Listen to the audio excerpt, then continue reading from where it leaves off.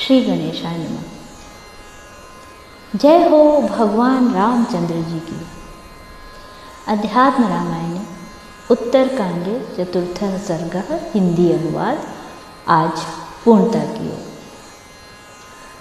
उपलब्ध अनुवाद श्लोक 45 से ही आरंभ होता है, तो श्लोक 45 से ही आरंभ करेंगे और त्रुटियां ना हो या कम से कम हो इसका प्रयास रहेगा, किंतु यदि फिर भी हमसे त्रुटियां हो जाती हैं तो आप सभी गुणी श्रोताओं से हम क्षमा मांगते हैं।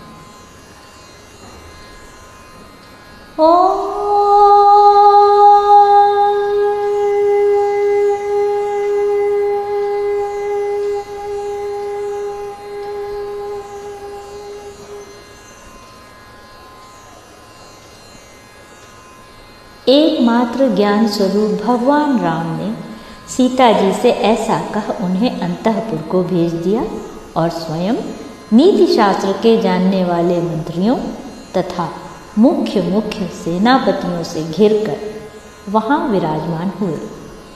सुहृदगण वहां बैठे हुए राम की परिचर्या में लगे हुए थे और हास्योक्ति में कुशल विदूषकगण उन्हें हंसा रहे थे। श्लोक 46। तब भगवान राम ने प्रसंगवश विजय नामक एक दूत से पूछा, मेरे सीता के, मेरी माता और भाइयों के अथवा कैकेयी के विषय में पूर्ववासी लोग क्या कहते हैं? मैं तुम्हें अपनी शपथ कराता हूं, तुम भय न करके सच सच कहना। श्लोक 48। भगवान के इस प्रकार पूछने पर विजय ने कहा, देव, सभी लोग कहते हैं कि आत्मज्ञानी महाराज राम ने जो कार्य किए हैं वे सभी बड़े दुष्कर हैं, किंतु उन्होंने रावण को मारकर सीता को बिना किसी प्रकार का संदेह किए ही अपने साथ लाकर घर रख लिया, अर्थात यह ठीक नहीं किया। भला जिस सीता को दुरात्मा रावण ने निर्जन वन में हर लिया था, न जाने उसके साथ भोग भोगते हुए उन्हें क्या सुख मिलता है। अब हमें भी अपनी स्त्रियों के दुष्चरित्र को सहन करना पड़ेगा, क्योंकि जैसा राजा होता है प्रजा भी निस्संदेह वैसी ही होती है। श्लोक 52। उसके ये वचन सुनकर श्री रामचंद्र जी ने अपने आत्मीयों से पूछा। उन्होंने भी रघुनाथ जी को प्रणाम करके यही कहा कि निस्संदेह ऐसी ही बात है।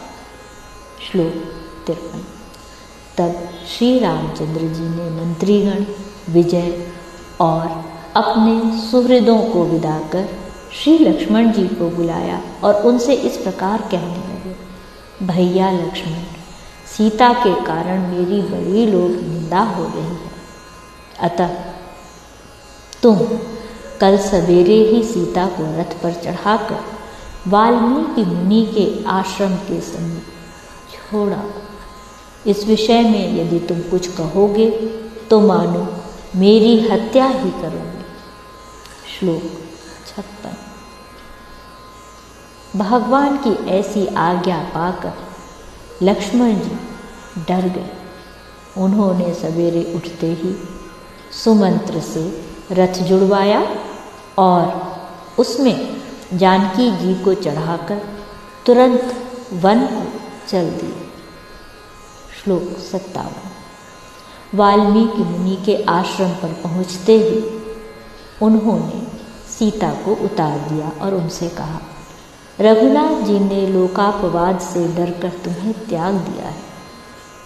हे माता, इसमें मेरा कोई दोष नहीं है। अब तुम मुनीश्वर के आश्रम पर चली जाओ। सीता जी से इस प्रकार कह लक्ष्मण जी तुरंत श्री रामचंद्र जी के पास चले आए। श्लोक 59। उस समय सीता जी अत्यंत दुखातुरा होकर अति मूर्खा स्त्रियों के समान विलाप करने लगी।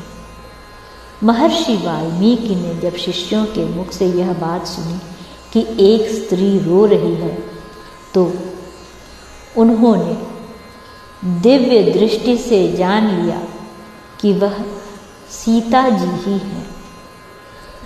श्लोक 60।